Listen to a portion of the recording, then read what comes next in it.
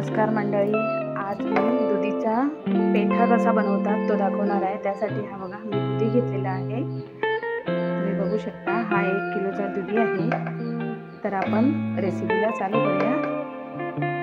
सर्वप्रथम आपण हा डेट काढून घेऊया। त्याआधी माझ्या आगरी रेसिपी चॅनलवर तुम्ही नवीन असाल तर चॅनलला लाईक करा, सबस्क्राइब करा आणि बेल आयकॉन दाबा, जेणेकरून पुढची मी काही रेसिपी तुम्हाला मी बनवेन, शेअर करेन, ती तुमच्यापर्यंत पोहोचेल। तर आधी आपण असे गोल गोल तुकडे कापून घ्यायचे आहेत। हा एकदम कवळा दुधी आहे।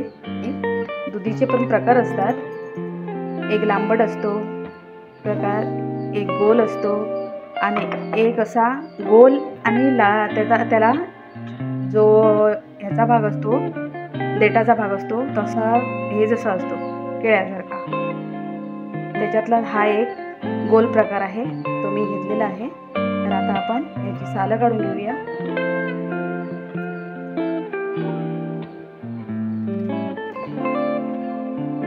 हिरवी साल बिलकुल ठेवायची नाही आपल्याला, त्याची पूर्ण साल काढून घ्यायची आहे आपल्याला।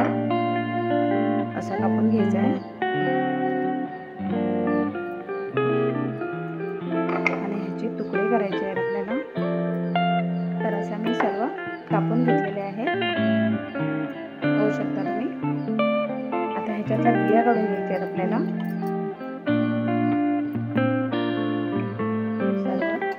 सर्व कवळ्या बिया गॅसवर तव्यावर भाजल्या ना तर खूप छान लागतात। सर्व बिया काढून घ्यायच्या, कवळ्याच आहेत त्या, तरी पण काढून घ्यायच्या आहेत आपल्याला। एक कोवळा पण असतो, कोवळ्याचा पण पेठा मस्त होतो, पण त्या कोवळा कसा कडक असतो ना आणि त्याच्यामध्ये खूप पाणी भरलेलं असते। दुधीमध्ये एवढं नसते, कोवळ्यामध्ये भरपूर पाणी असते, भरपूर प्रमाणात। मग त्याला हे छिद्र मारून घ्यायला लागतात, म्हणजे टोचे मारून घ्यायला लागतात। ह्याला काय टोचे मारायची गरज नाही आहे दुधीला, कारण आधीच आपण बिया काढून घेतल्या, त्याच्यामुळे त्याला होल पडलेलेच असतात, छिद्र पडलेलीच असतात बियाची। बघा बिया कशा मस्त आहेत, छान लागतात, मला खूप आवडतात बिया भाजून खायला दुधीच्या। त्याच्यामध्ये आपण चुना वगैरे काहीच वापरणार नाही आहे, पाण्यामध्ये धुवून काढायचं आहे फक्त आणि मग उकडवत ठेवायचं आहे।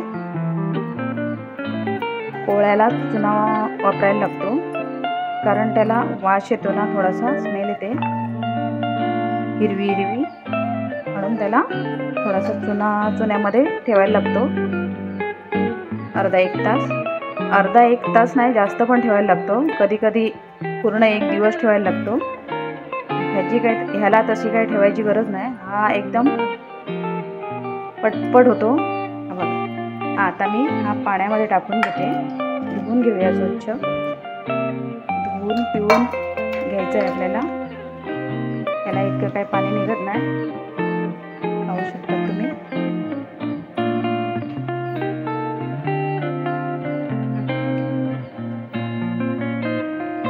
कोवळ्याला नरम झालेला आहे पिळल्यामुळे, पाहू शकता तुम्ही। पिळून घेतलंय मी, आता शिजत ठेवूया। आता मी टोपामध्ये शिजत ठेवणार आहे। 1.5 लिटर पाणी घेतलेलं आहे पाक बनवायच्यासाठी। पाक म्हणजे आपल्याला त्याच्यातच शिजत टाकायचं आहे आपल्याला, फक्त साखर वितळून घ्यायची आहे। तर मी आता ही साखर घेतलेली आहे, ही साखर शुद्ध, म्हणजे ह्याच्यात हे येत नाही, घाण येत नाही, कचरा बिचरा येत नाही, अशी ही साखर आहे।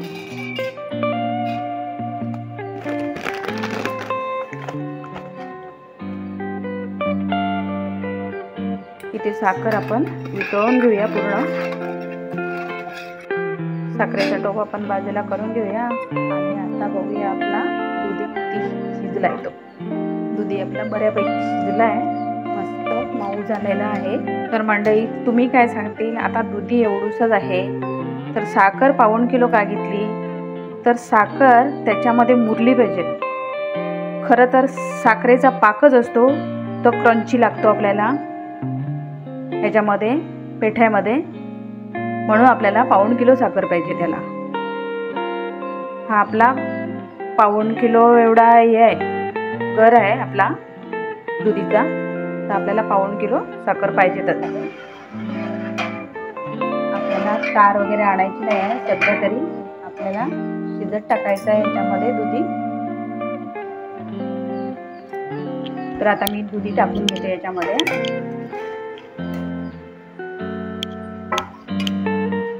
एकसारखं ढवळत राहायला लागेल, नाहीतर खाली लागेल त्याच्यासाठी.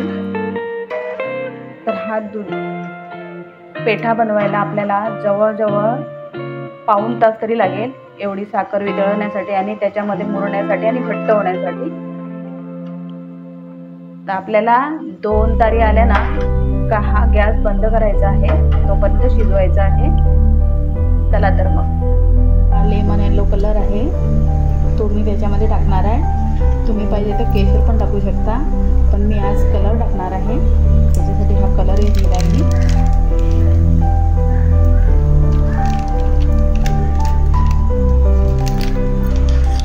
असं वितळून घ्यायचं आहे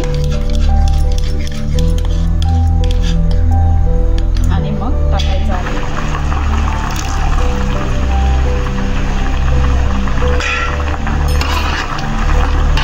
आणि पूर्णपणे ढवळून घ्यायचं आहे. अजून 10 मिनिटं तरी जातील हा रेडी व्हायला. पेठा कलर छान आहे बघा, बघू शकता तुम्ही.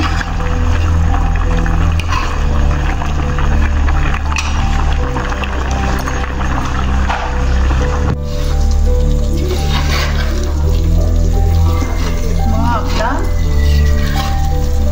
पेठा आता तयार होत आला आहे.